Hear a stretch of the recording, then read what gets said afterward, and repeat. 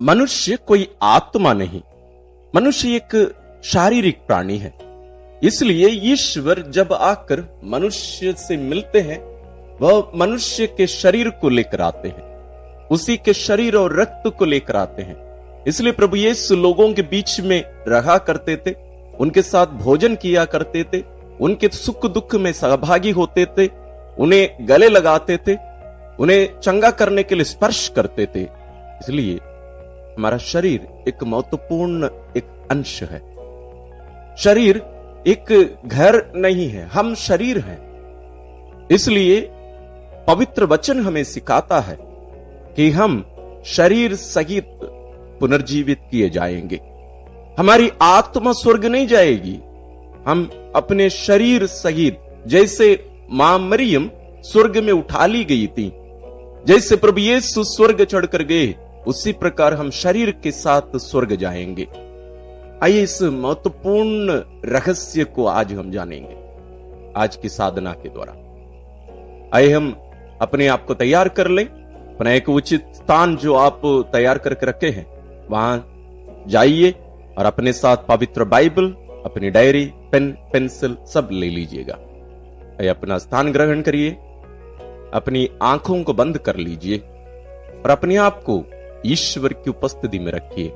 ईश्वर जो अपने रहस्यों को हम पर प्रकट करते हैं, उसके सामने अपने आप को उपस्थित रखिए। यह बहुत ही महत्वपूर्ण एक कदम है, एक कार्य है, इसलिए इसको पूरा करके ही आगे बढ़िएगा। आइए हम शुरू करें। पिता और पुत्र और पवित्र आत्मा के नाम पर आमीन। हे परम पावन दयालु पिता, हम तेरी स्तुति और आराधना करते हैं, तेरी महिमा गाते हैं, तेरा जय जयकार करते हैं प्यारे पिताजी, आज के सुंदर दिन के लिए, सुंदर अवसर के लिए कि तू हमें अपने समीप, अपने पास बुलाकर हमसे बातें करने, हमें अपने रहस्यों को बताने, हमें स्पर्श करने, अपने आप को पूर्ण रूप से हम पर प्रकट करके हमें परिपूर्ण जीवन देने के लिए हमें आज यहां एकत्रित किया है। हम तुझे धन्यवाद देते हैं प्यारे पिता। हमें अपना आत्मा प्रदान कर। हे पवित्र आत्मा, आइए, तू हमारे शरीर में निवास करता है, अपने आशीषों से, अपने वरदानों से हमें भर दे, ताकि हम ईश्वर के वचन को ध्यानपूर्वक सुन सकें, समझ सकें और उसे शरीर दे सकें।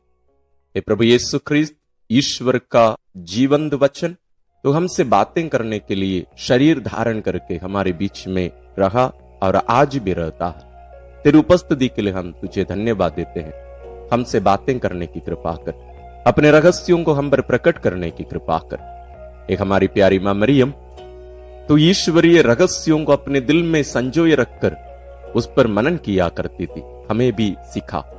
हे संत योसेफ, अन्य सभी संतों, स्वर्गदूतों, हमारे लिए प्रार्थना करिए, हमारा साथ दीजिए।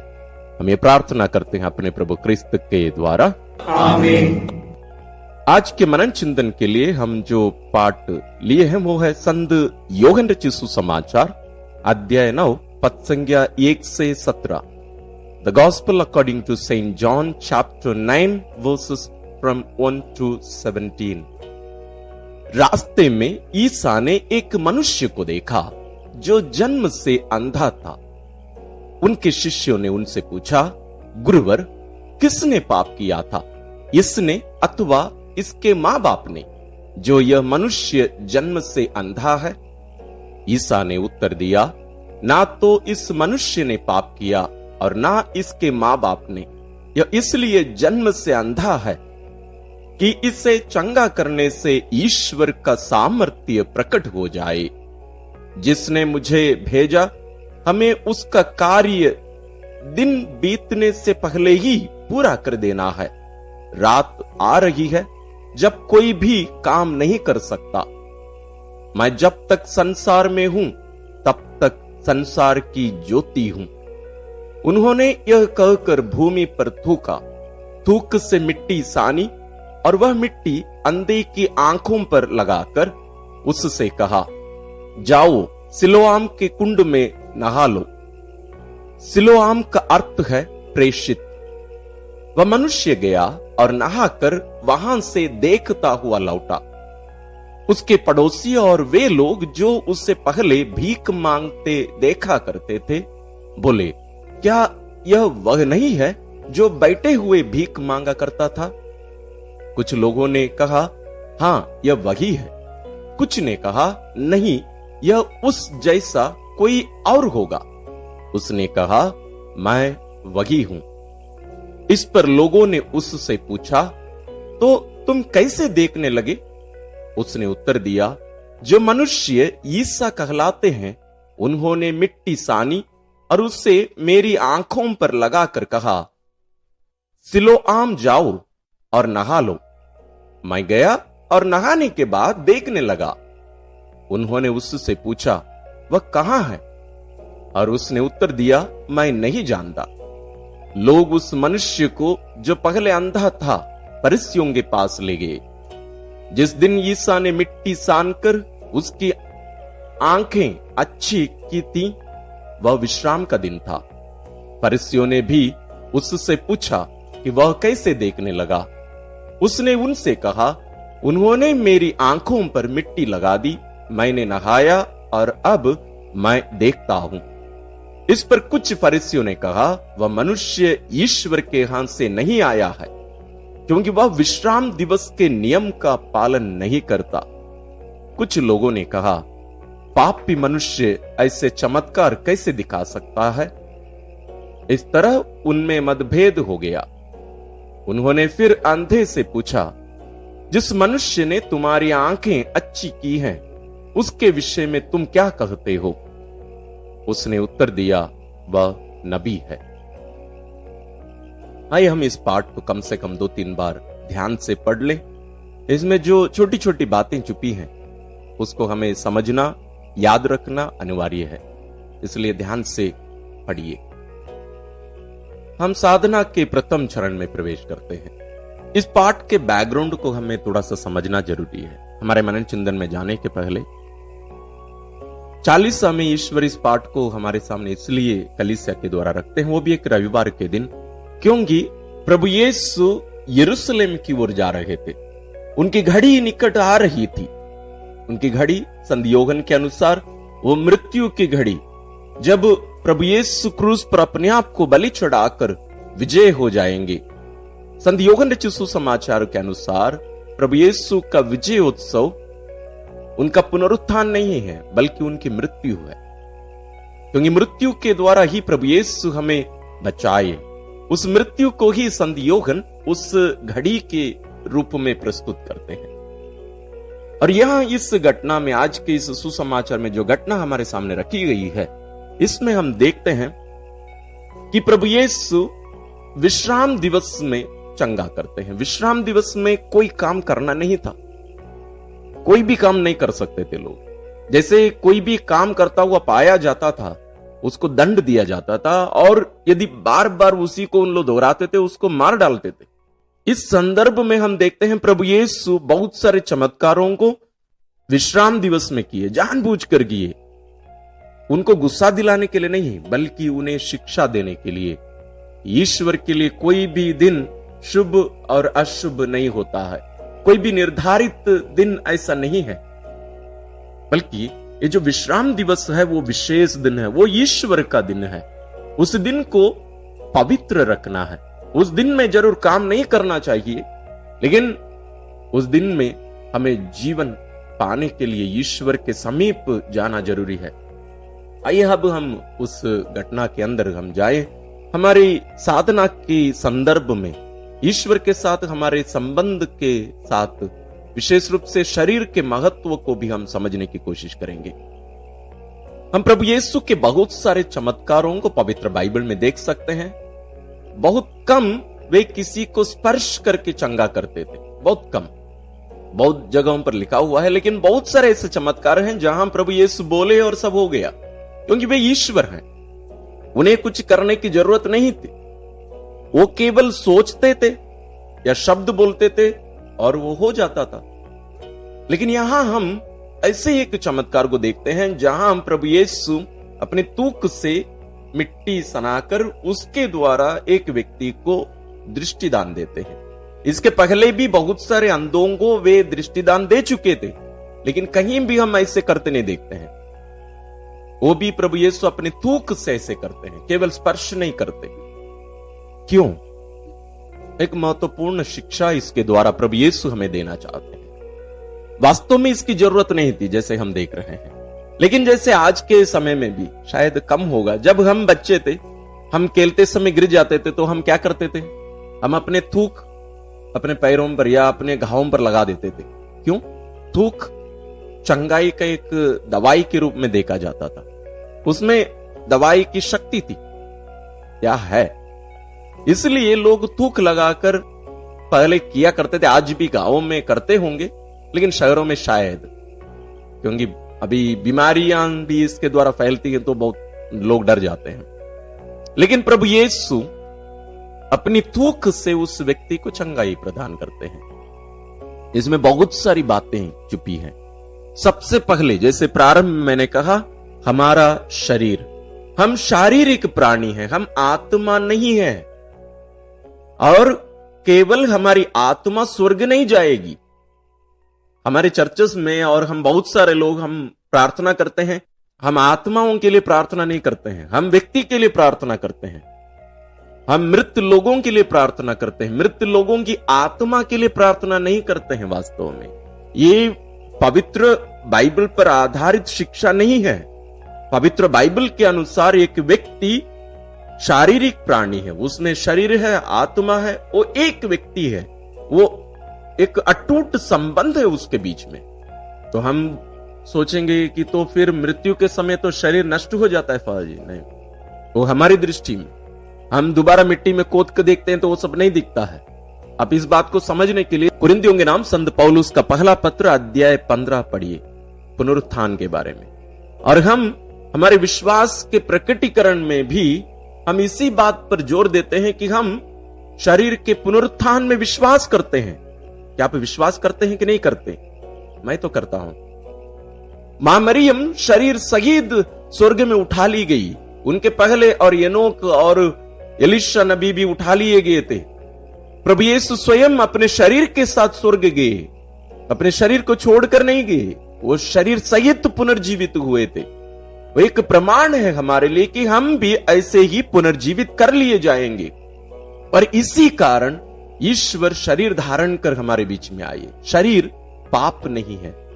हम सामान्य रूप से शरीर और पाप को एक साथ लेते हैं। शरीर जब बाइबल कहती है कि वो पाप का माध्यम या कारण बनता है, उसका जो पृष्ठभूमि है या जो बैकग्राउंड है, संदर्भ है, उसको हमें समझने की जरूरत है। अन्यथा शरीर पाप नहीं है, शरीर पवित्र है। ईश्वर ने इसको बनाया है, अपने हाथों से बनाया है। आपका शरीर भी, मेरे शरीर को भी हमें स्वयं ईश्वर हमारी मां के गर्भ में रूप दिए हैं अपने हाथों से। इसलिए स्वयं ईश्वर शरीर धारण कर हमारे बीच में आए। और इस घटना के द्वारा, इस चमत्कार के द्वारा प्रभु यीशु इस बात को और भी आगे ले जाते हैं। वो थूकते हैं, उस थूक के माध्यम से मिट्टी सनाकर उस व्यक्ति की आंखों में लगाते हैं। वो उस व्यक्ति को पूर्ण रूप से चंगा करते हैं, उसके शरीर को चंगा करते हैं, उसकी आत्मा को चंगाई देते हैं। और हम देखते हैं वो व्यक्ति जाता है, वो भेजा जाता है, सिलोआम, भेजा जाना, प्रेषित। वो जाता है, नहाता है और देखने लगता है। इसमें हम उस व्यक्ति के विश्वास को भी देख सकते हैं। वो क्या करता था? भीख मांगने वाला एक भिखारी था। वो पहले हमें नहीं बताया गया था, बाद में उसको देखकर लोग कहते हैं, अरे ये तो पहले भीख मांगता था। देखिए उस संदर्भ को, वो भिखारी था, उसके अपने लोग उसको त्याग दिए थे। वो अपना जीवन दूसरों के दया पर निर्भर रहकर बिताया करता था। उसकी जिंदगी लोगों के लिए एक बोझ बन गई थी। उस व्यक्ति को प्रभु खोज कर निकालते हैं, उसके जीवन में प्रवेश करते हैं, उसके पास जाते हैं, ना केवल अपने स्पर्श से बल्कि अपने तूक से उसको दृष्टिदान देते हैं। यहां हम देखते हैं प्रभु यीशु इसको एक बहुत ही पर्सनल बनाते हैं, बहुत ही व्यक्तिगत कार्य बना लेते हैं, बहुत ही निकट आते हैं, बहुत ही पर्सनल है ये, बहुत ज्यादा पर्सनल। हम अन्यथा किसी के ऊपर थूक नहीं लगा सकते। आप थूक लगा के देखिए पड़ोसी को, आपको अंदर कर देगा। हम अपनों पर ही ये कर सकते हैं। तो ईश्वर सबसे पहले, प्रभु यीशु सबसे पहले उस व्यक्ति पर इस बात को प्रकट करते हैं, तुम मेरे लिए प्रिय हो, तुम मेरे अपने हो, मैं तुम्हारा अपना हूं। हम हर एक ईश्वर के लिए उनके अपने हैं, हम उनके लिए विशेष हैं। हमारा ईश्वर के साथ एक घनिष्ठ संबंध, एक अटूट संबंध है, और वो संबंध इस शरीर से भी जुड़ा है, केवल आत्मा से नहीं। हमारा ईश्वर के साथ संबंध शरीर से भी जुड़ा है। इसलिए प्रभु यीशु शरीर धारण कर हमारे बीच में निवास करते हैं। अब हम अपने जीवन में प्रवेश करें। जिस प्रकार प्रभु यीशु उस व्यक्ति के जीवन में प्रवेश करके उसको अपनापन का अनुभव कराते हैं, उसको दृष्टिदान देते हैं, उसी प्रकार हम सभी भी अंधे हैं। किस चीज के अंधे हैं? हम ईश्वरीय रहस्यों के लिए हम अंधे हैं। हम हमारे जीवन में ईश्वर की उपस्थिति को पहचान नहीं कर पा रहे हैं। हम ईश्वर के कार्यों को पहचान नहीं कर पा रहे हैं, जैसे उन फरीसियों ने पहचान नहीं कर पाया था। उन्होंने प्रभु को देखा, उनके कार्यों को देखा, उनके चमत्कारों को देखा, लेकिन वे वास्तव में अंधे थे। अंधे थे क्यों?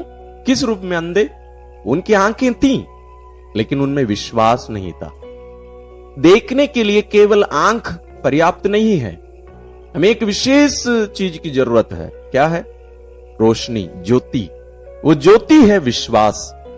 उस विश्वास के बिना हम ईश्वर के रहस्यों को, ईश्वरीय कार्यों को हम नहीं देख पाएंगे, हम समझ नहीं पाएंगे। ईश्वर उस व्यक्ति को ना केवल शारीरिक दृष्टिदान देते हैं, बल्कि आत्मिक दृष्टिदान देते हैं। उसे विश्वास का वरदान देते हैं। उस विश्वास की दृष्टि से वो देख पाया। वो अंध में क्या कहता है? वो नबी है। उन लोग उससे पूछे, तुम उसके बारे में क्या कहना चाहते हो? वो प्रभु को देखा नहीं था शारीरिक रूप से, वो अंधा था। इस पाठ को हम आगे पढ़ेंगे, इस घटना को, तब हम देखेंगे कि वो प्रभु से मिलता है। प्रभु यीशु स्वयं उसको बताते हैं, पाप मत करना। तो यहां हम देखते हैं कि प्रभु यीशु उसको दृष्टिदान के साथ साथ विश्वास का वरदान देते हैं। क्या हम अंधे हैं या हम देख पाते हैं? देखना, ईश्वर के कार्यों को देखना, ईश्वर की उपस्थिति को देखना, हर चीज में हमें प्रभु यीशु अपनी शिक्षा में और अन्य पुस्तकों में भी हम देख सकते हैं कि इस दुनिया में जो कुछ घटित होता है, विशेष रूप से सृष्टि से संबंधित, नेचर से संबंधित, प्रभु यीशु कहते हैं ये सब मेरे पिता देख रेख करता है। चिड़ियाओं को देखो, वो तो आज हैं, जीवित हैं, मर जाती हैं, किसी को पता भी नहीं कि वो जीवित थी, लेकिन प्रभु कहते हैं उसको भी खिलाने वाला तुम्हारा पिता है। घास फूस को देखो, आज हैं, कल नहीं है, मुरझा जाते हैं, मर जाते हैं, नष्ट हो जाते हैं, कोई उसकी चिंता नहीं करता, लेकिन तुम्हारा पिता उनको पहनाता है। भैया, वो तुम्हारा पिता, तुम्हारा ईश्वर ये सब कार्य करता है। लेकिन हम ईश्वर के कार्यों को, ईश्वर की उपस्थिति को हम पहचान नहीं पाते हैं। हम अंधे हैं, आप और मैं अंधे हैं, हम देख नहीं पाते हैं। आज वही प्रभु हमारे जीवन में प्रवेश करना चाहते हैं।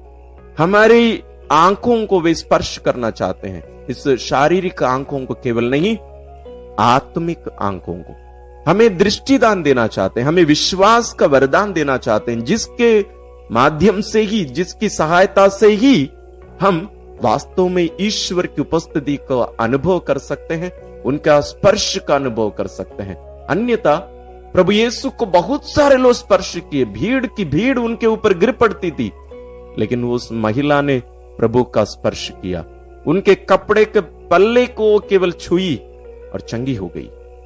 उन्होंने पहचाना ईश्वर को, ईश्वर की उपस्थिति को पहचाना। आज वही ईश्वर हमें भी चंगाई देते हैं संस्कारों के द्वारा। हम कितने विश्वास के साथ संस्कारों में भाग लेते हैं। क्या आप और मैं प्रभु यीशु की उपस्थिति को संस्कारों के द्वारा अनुभव करते हैं, देख पाते हैं? बपतिस्मा संस्कार में हो, मेल मिलाप संस्कार में हो, जहां पुरोहित के द्वारा प्रभु यीशु कार्य करते हैं। पुरोहित वहां एक माध्यम है, पुरोहित के द्वारा कार्य करने वाला स्वयं प्रभु यीशु है। प्रभु यीशु अपनी व्यक्तिगत उपस्थिति को, पूर्ण उपस्थिति को उस पुरोहित के द्वारा वहां दर्शाते हैं, वहां प्रकट करते हैं। वही ईश्वर आज हर क्षण, हर पल हमारे जीवन को स्पर्श करके हमारे साथ चलना चाहते हैं, हमारे सुख दुख के सहभागी बनाना चाहते हैं।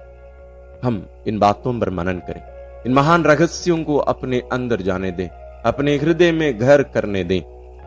हम मनन करें इन बातों पर, हमारे शरीर को हम ईश्वर के मंदिर के रूप में देखें। वचन कहता है, संत पौलुस रोमियों के लिखते हुए अपने पहला पत्र में 2 बार दोहराते हैं, अध्याय 3 और अध्याय 6 में, कि हमारा शरीर ईश्वर का मंदिर है, ईश्वर इसमें निवास करते हैं, तो उनका मंदिर है। हम अपने शरीर को पवित्रता के साथ जीने और ईश्वर के मंदिर के रूप में देखने का प्रयास करें, और हमारे जीवन से जुड़ी हर बात पर ईश्वर की उपस्थिति को हम देखें। इस सारी सृष्टि में, दूसरों में भी हमें ईश्वर को देखना, ईश्वर की उपस्थिति को देखना अनिवार्य है। आइए हम मनन करें।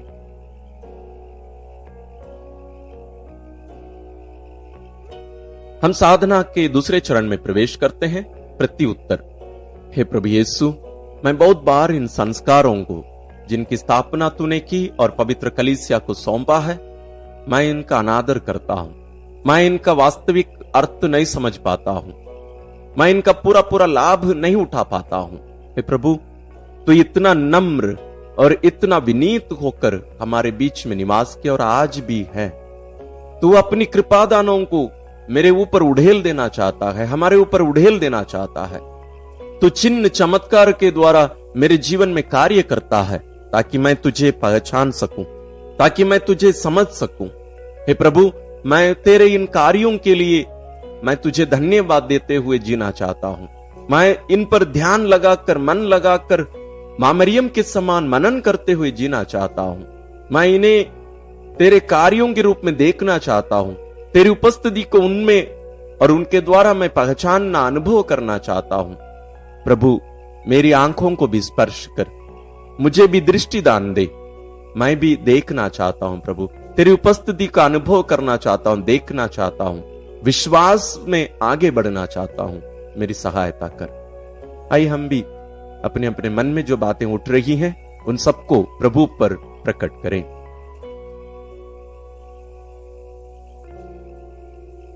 हम तीसरे चरण में प्रवेश करते हैं।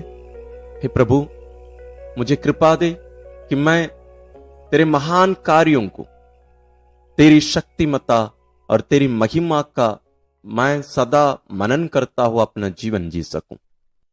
हे प्रभु, ये सारी दुनिया तूने हमारे लिए, हमारे घर के रूप में हमें बनाकर दिया है, मैं इसका देख रेख कर सकूं। तूने अपने वचन में इसके द्वारा अपने आप को प्रकट करने के रूप में तू हमें शिक्षा दी है, हमें बताया है। मैं कृपा दे, मैं सदा तेरी उपस्थिति में रहना चाहता हूं, जैसे संतों ने अपना जीवन जिया। वे अपने जीवन के हर मोड़ पर, हर परिस्थिति में, हर क्षण, हर पल तेरी उपस्थिति का अनुभव किए, तेरी उपस्थिति में ही वे अपना जीवन जिए। हमारी भी सहायता कर। तो प्रभु, मैं तेरी आवाज सुनना सीखना चाहता हूं, मैं तेरी आवाज पहचान सकूं, तेरी आवाज सुनकर मैं तेरे पास आ सकूं। हे प्रभु, मैं उन पर फरिसियों के समान ना बन जाऊं, मैं शक करने वाला ना बनूं, बल्कि विश्वासी बनूं। मैं तू जो चाहता है मेरे साथ रहने का, मेरे जीवन में व्यक्तिगत रूप से प्रवेश करके मेरे साथ जीने का, मैं तेरी इस इच्छा को मैं पहचान सकूं और इस महान वरदान के अनुसार अपना जीवन यापन कर सकूं। मेरी सहायता कर। आइए आप भी अपने मन में जो बातें उठ रही हैं, उन सबको प्रभु पर प्रकट करिए।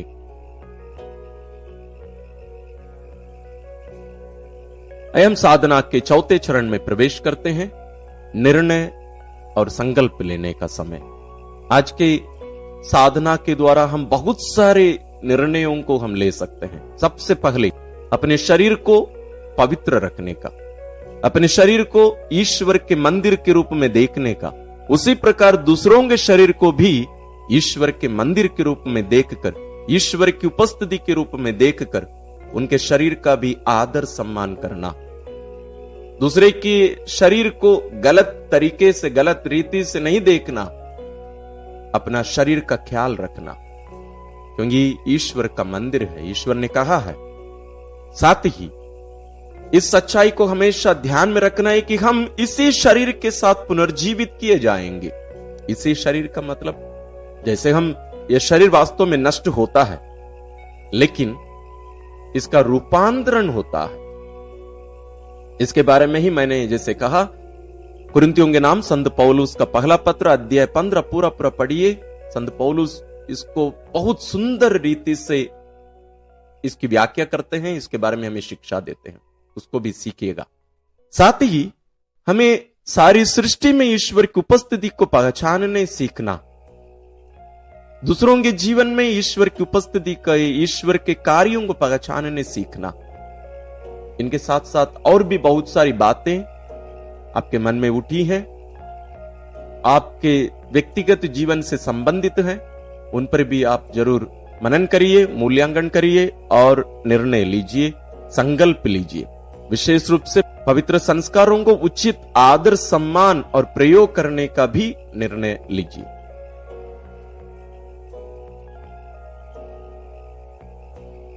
आइए हम प्रार्थना करें।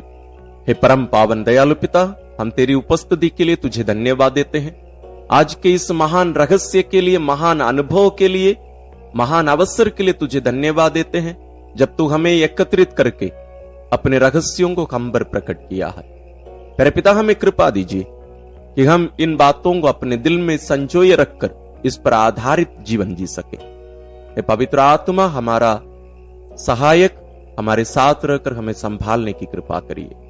हे प्रभु यीशु क्रिस्त, आज जो भी बातें, जो भी शिक्षा तूने हमें प्रदान की है, इनके अनुसार हम जीवन यापन कर सके। विशेष रूप से पवित्र संस्कारों के द्वारा, पवित्र संस्कारों में हम तेरी उपस्थिति का अनुभव कर सके, तेरे कार्यों को पहचान सके। एक हमारी प्यारी मां मरियम, सभी संतों, स्वर्गदूतों, हमारी सहायता कीजिए, हमारे लिए प्रार्थना करिए। हम ये प्रार्थना करते हैं अपने प्रभु क्रिस्त के द्वारा, आमीन। अपने शरीर में ही ईश्वर की उपस्थिति का अनुभव करते हुए, ईश्वर के सच्चे मंदिर, ईश्वर की सच्ची उपस्थिति बनकर इस जीवन में आगे बढ़ते हुए आनंद के राह पर जीने की कृपा ईश्वर आप सबों को प्रदान करें।